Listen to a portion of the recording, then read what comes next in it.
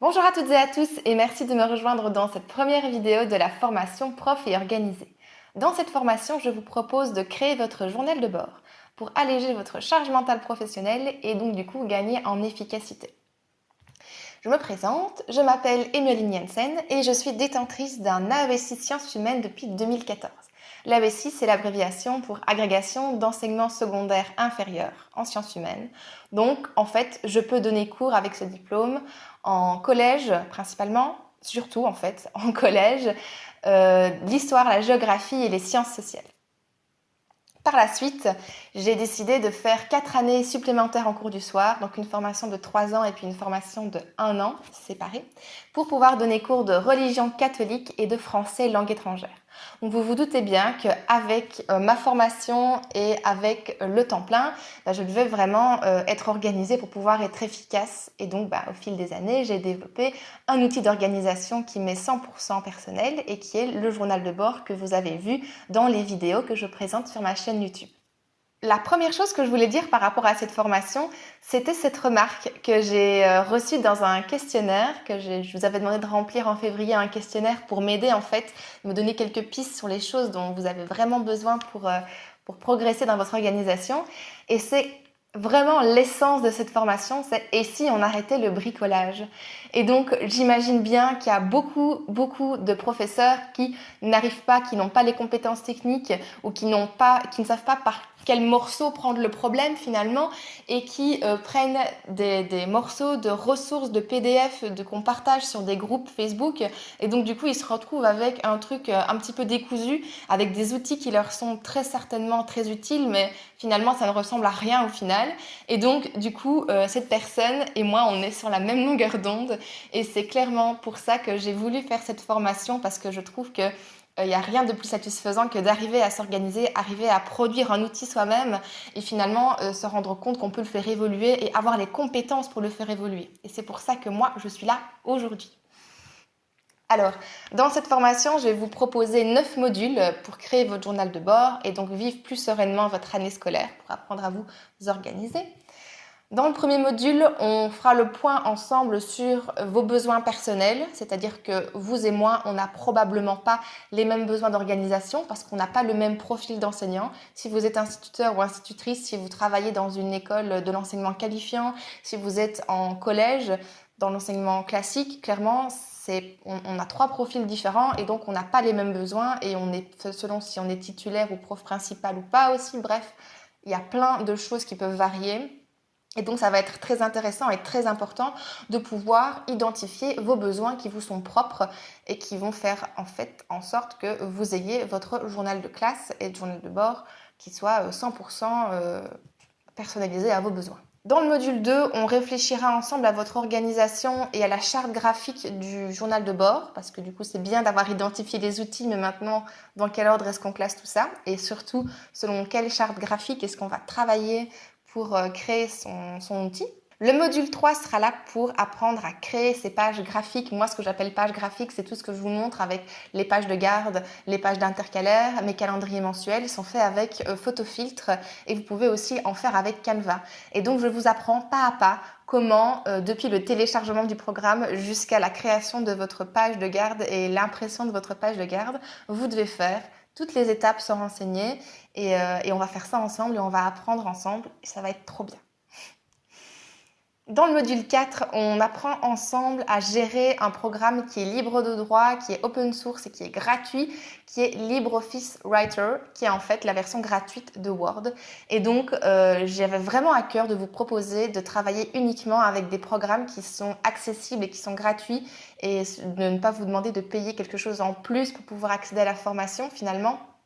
Et donc, je suis vraiment très contente de pouvoir vous dire que tout ce que je vous ai proposé cette année dans la vidéo pour le journal de bord, en fait, tout a été fait avec Photofiltre et LibreOffice. Et donc, finalement, si vous ne voulez utiliser que ces 2 outils-là, c'est possible de faire votre journal de bord avec seulement 2 outils, 2 programmes.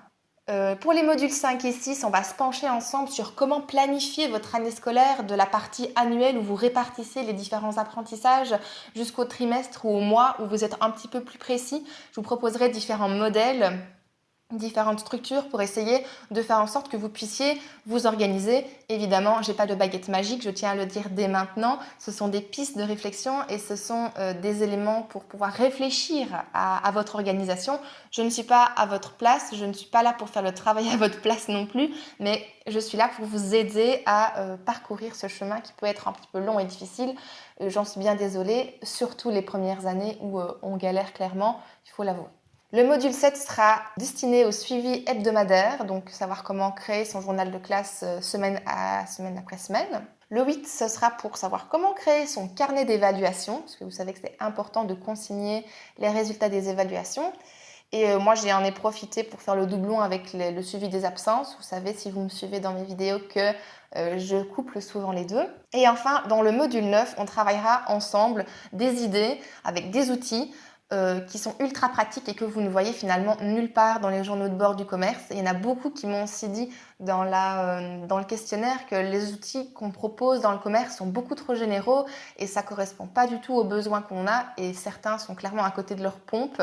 Dans le module 1, je compare 3 journaux de bord du commerce et il y en a un, je trouve, qui est clairement sorti de nulle part et je me demande si ce sont des enseignants qui ont validé ça parce que c'était n'importe quoi.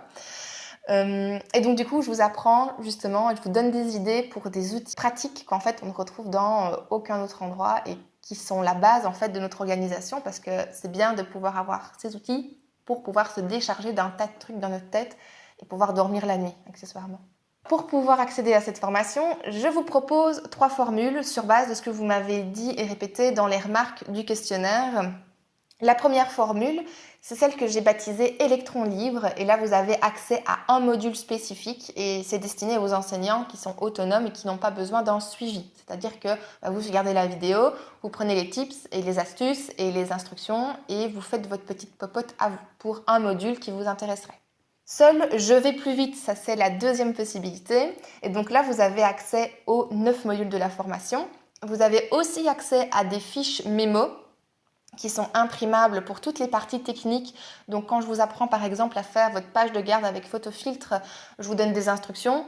Et si vous n'avez pas envie de regarder la vidéo 2, 3, 4 fois, eh bien ce que je vais faire, c'est que je vais vous proposer en annexe de la vidéo des petites fiches avec une marche à suivre avec un canevas et avec les différents points clés de la création de votre page de garde. Comme ça, vous n'aurez pas besoin de regarder la vidéo 46 fois avant de pouvoir y arriver, surtout si vous êtes du genre à devoir répéter l'information avant de bien l'intégrer. Donc, j'espère que ça va vous être utile.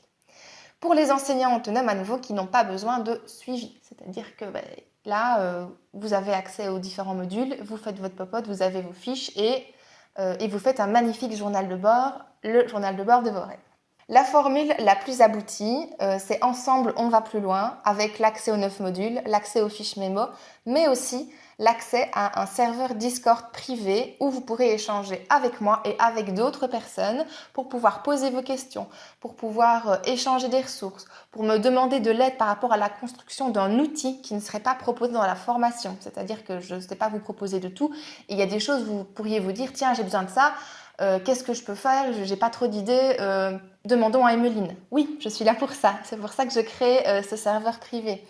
Et éventuellement aussi participer à des lives qu'on pourra faire ensemble, où je pourrais par exemple refaire un partage d'écran et faire avec vous, refaire les différentes étapes si jamais ce n'est pas bien compris. Bref, il y a plein de possibilités. Je pourrais répondre à vos questions live. Bref, plein de choses sont prévues selon vos demandes. La durée du programme.